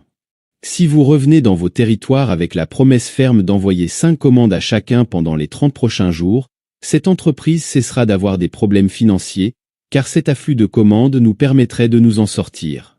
Le ferez-vous? Ils répondirent qu'ils le feraient, et ils le firent. Cet incident est devenu célèbre dans l'histoire de la National Cash Register Company sous le nom de $1 Schoenstein de Hughes, car il est dit que cela a complètement changé la situation de l'entreprise et a rapporté des millions de dollars. L'enthousiasme ne connaît pas la défaite. Le directeur des ventes qui s'est insufflé de l'enthousiasme à une armée de vendeurs peut fixer son propre prix pour ses services, et ce qui est encore plus important, il peut augmenter la capacité de gain de chaque personne sous sa direction. Ainsi, son enthousiasme ne profite pas seulement à lui, mais peut-être à des centaines d'autres personnes. L'enthousiasme n'est jamais une question de chance. Il existe certains stimuli qui produisent de l'enthousiasme, les plus importants étant les suivants. Une occupation dans le travail que l'on aime le plus. Un environnement où l'on entre en contact avec d'autres personnes enthousiastes et optimistes. Le succès financier. La maîtrise complète et l'application quotidienne des 15 lois du succès. Savoir que l'on a servi les autres de manière utile. La bonne apparence, adaptée aux besoins de sa propre occupation. Toutes ces 7 sources de stimulation s'expliquent par elles-mêmes, à l'exception de la dernière. La psychologie des vêtements est comprise par très peu de personnes, et pour cette raison, elle sera expliquée ici en détail. Les vêtements constituent la partie la plus importante de l'embellissement que chaque personne doit avoir pour se sentir sûre d'elle, pleine d'espoir et enthousiaste. La psychologie du bon habillage. Lorsque les bonnes nouvelles de la fin de la guerre sont arrivées le 11 novembre 1918, mes possessions mondaines n'étaient pas plus importantes que celles que j'avais le jour de ma naissance. La guerre avait détruit mon entreprise et m'obligeait à tout recommencer. Mon garde-robe se composait de 3 costumes de bureau bien usés et de 2 uniformes que je n'avais plus besoin. Sachant très bien que le monde forme la première et plus durable impression d'un homme par les vêtements qu'il porte, je n'ai pas perdu de temps pour aller voir mon tailleur. Heureusement, mon tailleur me connaissait depuis de nombreuses années, donc il ne me jugeait pas uniquement sur les vêtements que je portais. Si cela avait été le cas, je me serais retrouvé avec moins d'$1 en poche. J'ai choisi le tissu pour 3 des costumes les plus chers que j'ai jamais eus et j'ai demandé qu'ils soient confectionnés immédiatement. Les 3 costumes ont coûté $375. Je n'oublierai jamais le commentaire du tailleur pendant qu'il prenait mes mesures, regardant d'abord les 3 rouleaux de tissu coûteux que j'avais sélectionnés, puis me regardant. Il demanda, « Un homme de $1 par an ?» Je répondis, si j'avais eu la chance de recevoir un salaire $1 par an, je pourrais maintenant avoir assez d'argent pour payer ces costumes.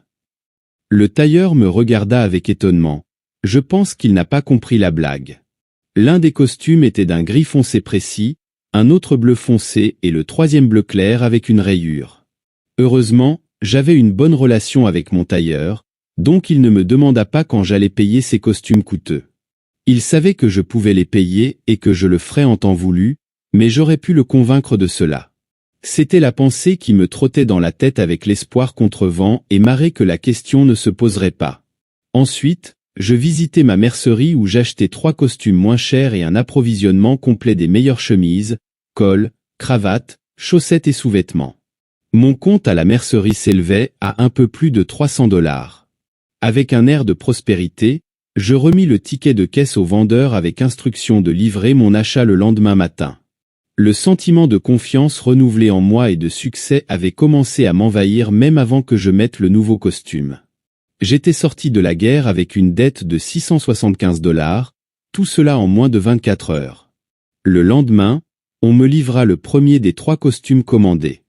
Je l'enfilai immédiatement, y glissai un nouveau mouchoir en soie dans la poche extérieure de la veste, et mis dans la poche du pantalon les $50 que l'on m'avait prêtés pour la bague. Je marchais sur le boulevard Michigan à Chicago, me sentant aussi riche que Rockefeller. Chaque vêtement que je portais, depuis les sous-vêtements jusqu'à l'extérieur, était le meilleur, et le fait qu'il ne soit pas encore payé ne regardait que moi, mon tailleur et ma mercerie. Chaque matin, je m'habillais d'un costume complètement neuf et marchais dans la même rue à la même heure. Il se trouvait que c'était l'heure à laquelle un certain éditeur fortuné passait généralement par la même rue en route pour déjeuner. Je m'étais fixé pour but de lui parler tous les jours, et de temps en temps je m'arrêtais pour bavarder une minute avec lui après cette rencontre quotidienne, qui dura environ une semaine. Je rencontrai cet éditeur un jour, mais je décidai de voir si je pouvais passer sans lui parler. En l'observant par-dessus mes paupières baissées, je regardai droit devant moi et commençai à passer devant lui lorsque celui-ci s'arrêta et me fit signe de m'approcher du bord du trottoir. Il me mit la main sur l'épaule, me regarda de haut en bas et me dit « Tu as un air drôlement prospère pour un homme qui vient de quitter l'uniforme. Qui te fait tes vêtements ?» Je répondis « Eh bien, dit Wilkie Sellery, il a fait ce costume en particulier. » Il voulut savoir quel genre de commerce je faisais, l'ambiance de prospérité que j'avais cultivée avec un costume neuf et différent chaque jour avait éveillé sa curiosité, comme je l'espérais. En sortant les cendres de mon cigare parfaitement roulé, je lui dis « Je prépare un exemplaire pour une revue que je vais lancer, une nouvelle revue. »« Oh, dit-il, et comment vas-tu l'appeler ?» Je répondis « Elle s'appellera la règle d'or de Gilles. » N'oublie pas, dit mon ami éditeur, que je suis dans l'impression et la distribution de revues. Peut-être que je pourrais t'aider également. C'était le moment que j'avais attendu. J'avais en tête ce même instant et presque le même endroit du trottoir où nous nous trouvions lorsque j'achetais ces nouveaux costumes. Mais il est nécessaire de rappeler que cette conversation n'aurait jamais eu lieu si cet éditeur m'avait vu marcher dans cette rue jour après jour avec une expression de chien battu sur le visage, un costume non repassé sur le dos et un regard de pauvreté dans les yeux. Une apparence de prospérité attire toujours l'attention, sans exception. De plus, une apparence de prospérité attire une attention favorable, car le désir dominant dans chaque cœur humain est d'être prospère. Mon ami éditeur m'invita à déjeuner dans son club. Avant que le café et les cigares ne soient servis, il m'avait déjà convaincu de ne pas signer le contrat d'impression et de distribution de ma revue, il avait même consenti à fournir le capital sans frais d'intérêt. Pour ceux qui ne sont pas familiers avec le monde de l'édition, permettez-moi de préciser qu'un capital considérable est nécessaire pour lancer une nouvelle revue de distribution nationale. Le capital en grande quantité est souvent difficile à obtenir, même avec les meilleures garanties. Le capital nécessaire pour le lancement de la revue La Règle d'Or de Gilles, que vous avez peut-être lu, était bien supérieur à $30 000, et chaque centime fut levé grâce à une façade principalement créée par de bons vêtements. Il est vrai qu'il pouvait y avoir un certain savoir-faire derrière ces vêtements, mais de nombreux millions d'hommes possèdent des compétences que personne ne connaît et dont on n'entend jamais parler en dehors de la communauté limitée dans laquelle ils vivent. C'est une vérité assez triste pour certains. Cela peut sembler une extravagance impardonnable pour quelqu'un qui était sans le sou d'avoir contracté une dette pour acheter des vêtements d'une valeur de $675. Mais la psychologie de cet investissement le justifiait amplement. L'apparence de prospérité non seulement causait une impression favorable auprès de ceux à qui je cherchais des faveurs, mais il était encore plus important de souligner l'effet que des vêtements appropriés avaient sur moi-même. Je savais non seulement qu'une tenue adéquate impressionnerait favorablement les autres, mais aussi qu'une bonne tenue me donnerait une atmosphère de confiance en moi, sans laquelle je ne pouvais espérer récupérer ma fortune perdue. Ma première leçon en psychologie du bon vêtement je l'ai reçue de mon ami Edwin, un proche collaborateur de Thomas à Edison. Barnes a beaucoup amusé le personnel d'Edison il y a environ 20 ans, lorsqu'il est arrivé à West Orange dans un train de marchandises, faute de pouvoir réunir suffisamment d'argent pour le billet, et a annoncé dans les bureaux d'Edison qu'il était venu pour s'associer avec M. Edison. Presque tout le monde autour de l'usine d'Edison s'est moqué de Barnes, sauf Edison lui-même. Ce dernier a vu quelque chose dans la mâchoire carrée et le visage déterminé du jeune Barnes que la plupart des autres ne voyaient pas. Bien que le jeune homme ait semblé plus vagabond qu'un futur associé du plus grand inventeur du monde, Barnes a commencé par balayer les sols des bureaux d'Edison. C'était tout ce qu'il cherchait, une opportunité de se faire une place dans l'organisation d'Edison. À partir de là, il a fait une histoire qui mérite d'être répétée par d'autres jeunes désireux de se faire une place. Barnes a pris sa retraite des affaires actives, bien qu'il soit encore relativement jeune, et passe la majeure partie de son temps dans ses 2 magnifiques maisons à Bradenton, en Floride, et à Damariscotta, dans le Maine. Il est un multimillionnaire prospère et heureux. J'ai rencontré Barnes pendant les premiers jours de son association avec Edison, avant qu'il n'ait réussi. À l'époque, il avait la plus grande et la plus chère collection de vêtements que j'ai jamais vue ou entendue. Son garde-robe se composait de 31 costumes, un pour chaque jour du mois. Il ne portait jamais le même costume 2 jours de suite. De plus, tous ses costumes étaient du type le plus cher. En fait, ses vêtements étaient confectionnés par les mêmes tailleurs qui m'avaient fait mes costumes. Il portait des chaussettes coûtant $6 la paire, et ses chemises et autres vêtements avaient un coût similaire. Ses cravates étaient faites spécialement, avec un coût de 5 à $7,50 chacune. Un jour, avec l'intention de plaisanter, je lui ai demandé de garder pour moi certains de ses vieux costumes qu'il n'utilisait plus. Il m'a informé qu'il n'avait aucun costume qu'il n'utilisait plus. Ensuite, il m'a donné une leçon sur la psychologie des vêtements qui vaut la peine d'être rappelée. Je ne porte pas 31 costumes pour l'impression qu'ils laissent sur les autres, dit-il, je le fais surtout pour l'impression qu'ils laissent sur moi. Barnes m'a raconté qu'il a dû faire le tour de l'usine une 12aine de fois avant de trouver le courage de se présenter, car il savait qu'il semblait plus un vagabond qu'un employé désirable. On dit que Barnes est le vendeur le plus habile jamais associé au grand inventeur de West Orange. Toute sa fortune a été faite grâce à sa compétence en vente, mais il a souvent dit qu'il n'aurait jamais obtenu les résultats qui l'ont rendu riche et célèbre s'il n'avait pas compris la psychologie des vêtements. J'ai connu de nombreux vendeurs au cours de ma vie. Au cours des 10 dernières années, j'ai formé et dirigé personnellement les efforts de plus de 3000 vendeurs, hommes et femmes, et j'ai observé que, sans exception, les meilleurs producteurs étaient tous des personnes qui comprenaient et utilisaient bien la psychologie des vêtements. J'ai vu quelques personnes bien vêtues qui n'ont pas atteint de records exceptionnels en tant que vendeurs, mais je n'ai pas encore rencontré un seul homme mal habillé qui soit devenu un producteur vedette. Dans le domaine de la vente, j'ai étudié la psychologie des vêtements pendant si longtemps et observé ses effets sur des personnes de nombreux milieux différents que je suis pleinement convaincu qu'il existe un lien étroit entre les vêtements et le succès. Personnellement, je ne ressens aucun besoin de 31 costumes, mais si ma personnalité exigeait une garde-robe de cette taille, je me débrouillerais pour l'obtenir, quel qu'en soit le coût. Pour être bien habillé, un homme doit avoir au moins 10 costumes, un costume différent pour chacun des 7 jours de la semaine, un costume complet et un smoking pour les occasions formelles du soir, et un costume pour les occasions formelles de l'après-midi. Pour les vêtements d'été, il devrait avoir un assortiment d'au moins 4 costumes légers appropriés, avec un manteau bleu et des pantalons en flanelle blanche pour les occasions informelles de l'après-midi et du soir. S'il joue au golf, il devrait avoir au moins un costume de golf. Bien sûr, ceci est pour l'homme qui est 1 ou 2 crans au-dessus de la classe médiocre. L'homme qui se contente de la médiocrité a besoin de peu de vêtements. Il est vrai, comme l'a dit un poète connu, que les vêtements ne font pas l'homme, mais personne ne peut nier que de bons vêtements contribuent grandement à donner un bon départ. En général, une banque prêtera tout l'argent qu'un homme souhaite lorsqu'il n'en a pas besoin, lorsqu'il est prospère, mais n'allez jamais à votre banque demander un prêt avec un costume usé sur le dos et une expression de pauvreté dans les yeux, car si vous le faites, on vous montrera la porte. Le succès attire le succès. Il n'y a pas moyen d'échapper à cette grande loi universelle. Donc, si vous souhaitez attirer le succès, assurez-vous de donner l'apparence du succès, que votre vocation soit celle d'un ouvrier ou d'un prince marchand.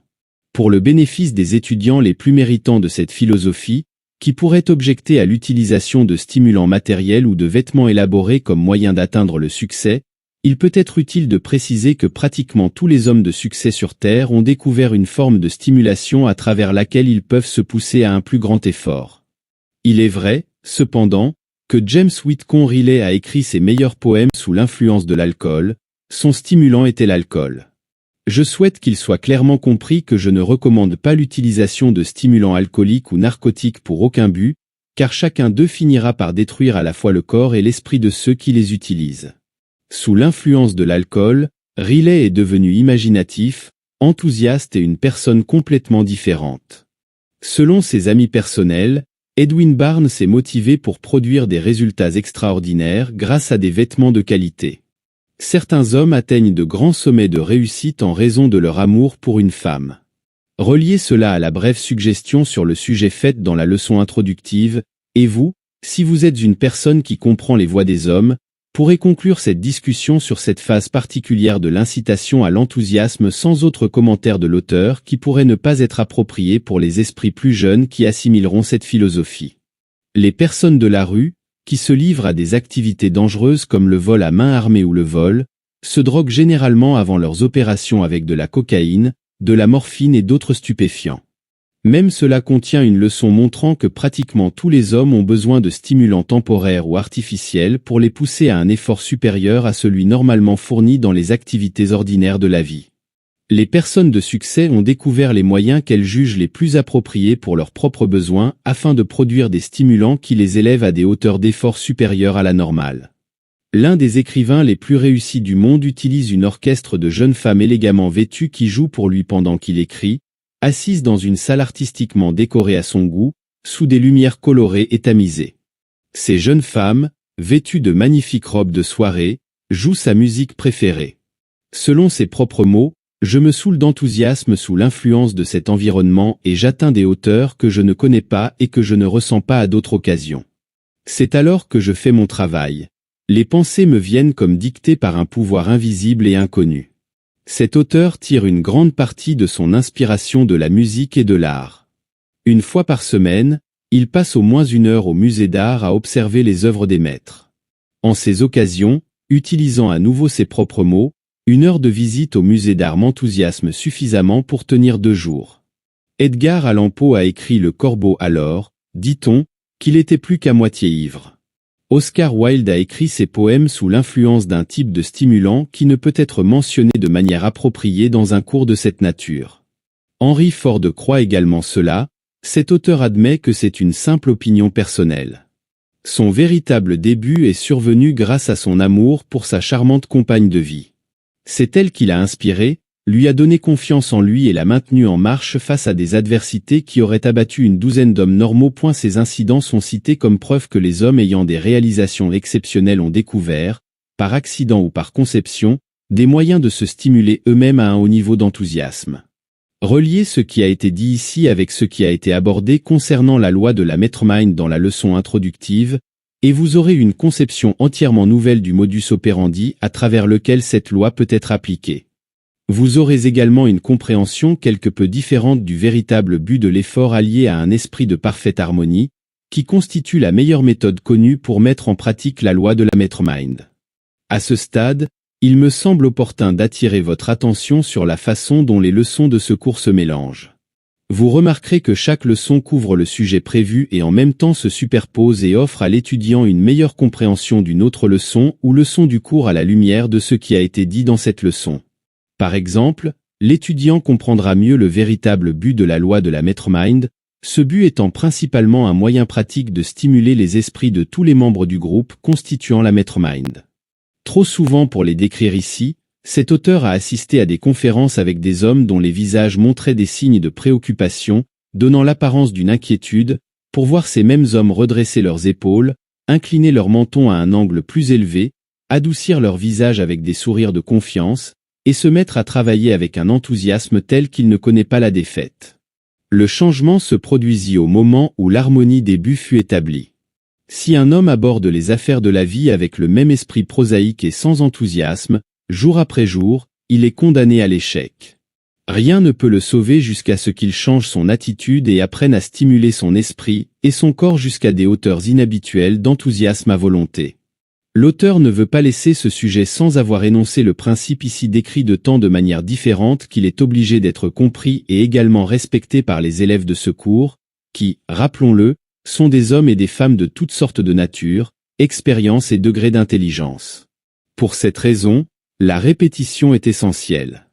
Votre but dans la vie, je vous le rappelle encore une fois, est de réussir avec le stimulus que vous éprouverez en étudiant cette philosophie et avec l'aide des idées que vous en tirerez, ainsi que la coopération personnelle de l'auteur qui vous fournira un inventaire précis de vos qualités exceptionnelles. Vous devriez être capable de créer un plan définitif qui vous élèvera à de grandes hauteurs de réussite. Cependant, aucun plan ne peut produire ce résultat souhaité sans l'aide de quelque influence qui vous réveille avec un esprit d'enthousiasme, au point de fournir un effort supérieur à celui que vous mettez dans vos occupations quotidiennes. Êtes-vous prêt à faire le choix concernant l'autocontrôle?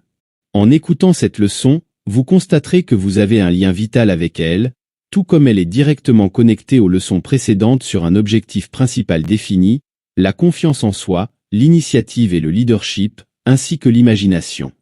La leçon suivante décrit la loi qui sert de roue d'équilibre à toute cette philosophie, les 7 cavaliers mortels.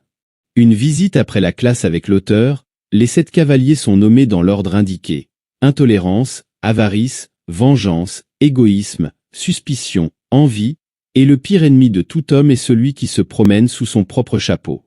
Si vous pouviez vous voir comme les autres vous voient, les ennemis que vous abritez dans votre propre personnalité pourraient être découverts et expulsés. Les 7 ennemis nommés dans cet essai sont les plus communs qui mènent des millions d'hommes et de femmes à l'échec sans être découverts.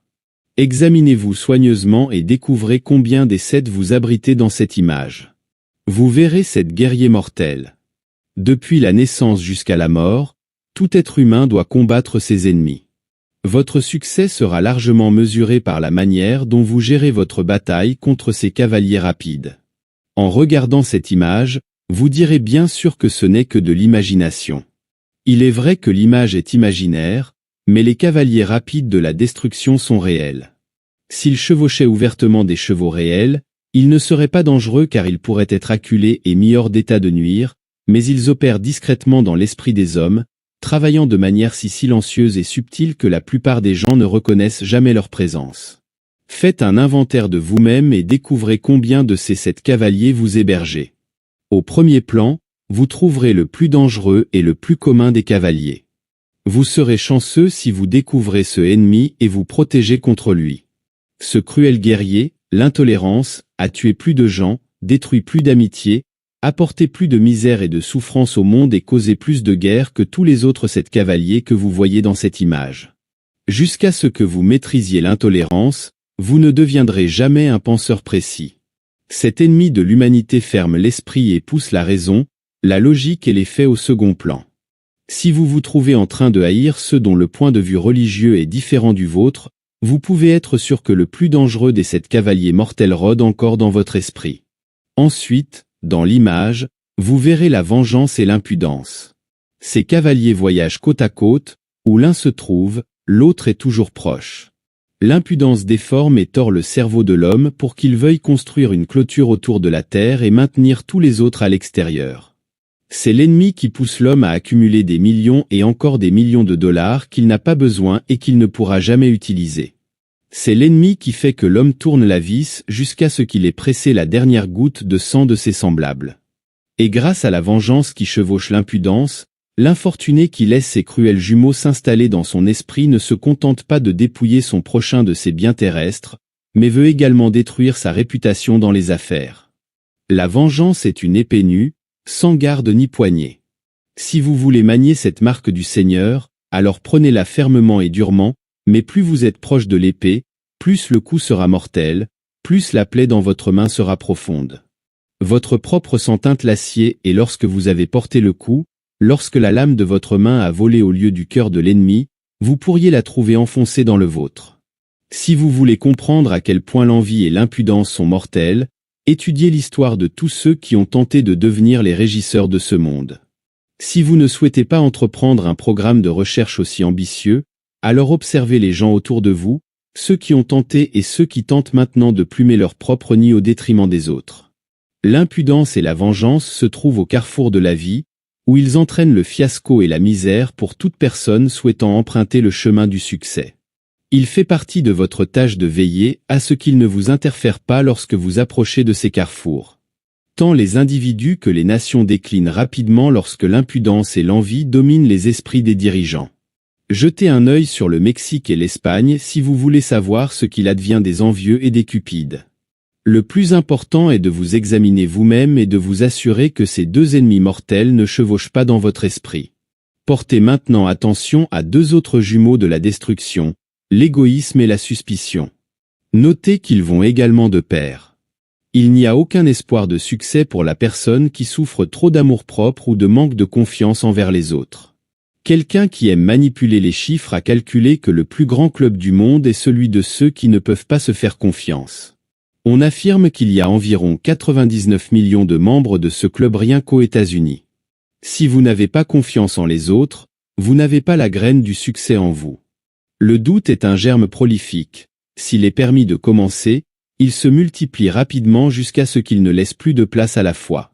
Sans foi, aucun homme ne peut connaître un succès durable. Comme un cordon d'or qui éclaire toute la Bible, il y a l'avertissement de croire avant que la civilisation ne se perde dans sa folle course vers les dollars.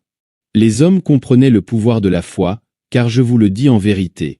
Si vous avez la foi comme un grain de moutarde, vous direz à cette montagne, « ôte-toi de là », et elle s'en ira, et rien ne vous sera impossible. L'écrivain de ce passage dans la Bible comprit une grande loi que très peu de gens comprennent aujourd'hui. Croyez en les gens si vous voulez qu'ils croient en vous. Éliminez le doute, sinon il vous détruira. Si vous voulez avoir du pouvoir, cultivez la foi en l'humanité. L'égoïsme prospère là où il y a du doute.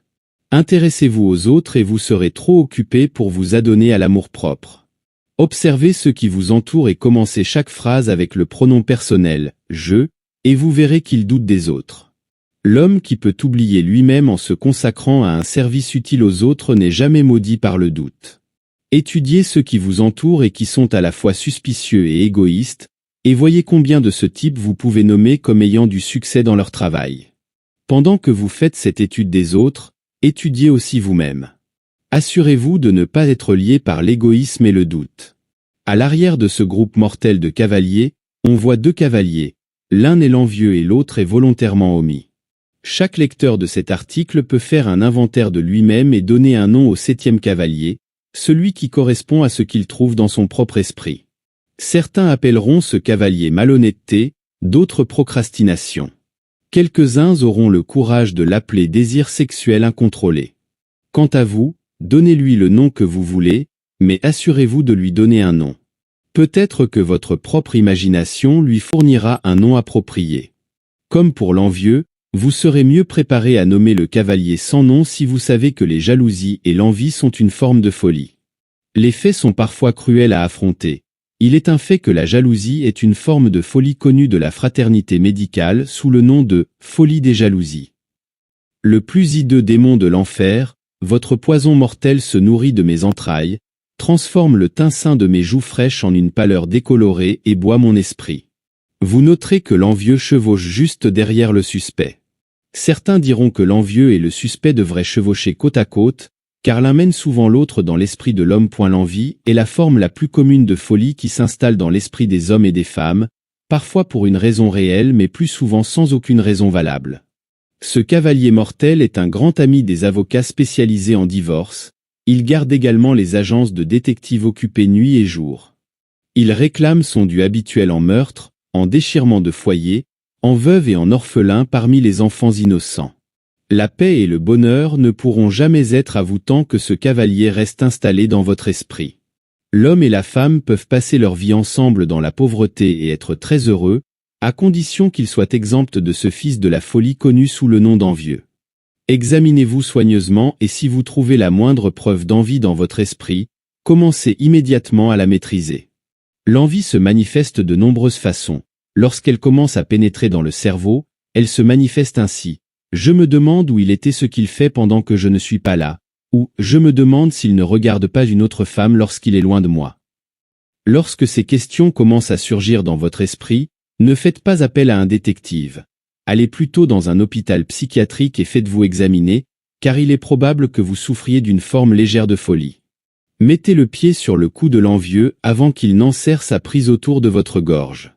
Lorsque vous aurez lu cet essai, mettez-le de côté et réfléchissez Y. Au début, vous pouvez penser que cela ne s'applique pas à vous, que vous n'avez pas de cavaliers imaginaires dans votre esprit, et vous pourriez avoir raison.